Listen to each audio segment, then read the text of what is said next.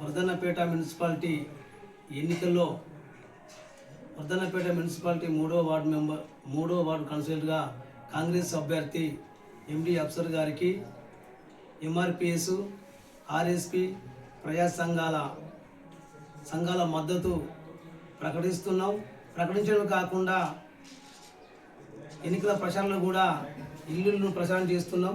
మరి ఎందుకంటే గత 40 సంవత్సరాల నుండి కాంగ్రెస్ పార్టీలో చురుగ్గా పనిచేస్తూ ఎలాంటి పదవులు ఆశించకుండా పార్టీ కోసం కృషి చేసిన ఎండి అఫ్సర్ గారికి కాంగ్రెస్ పార్టీ గుర్తించి కౌన్సిలర్ అభ్యర్థిగా టిక్కెట్ ఇవ్వడం అనేది మేమందరము అభినందిస్తున్నాం.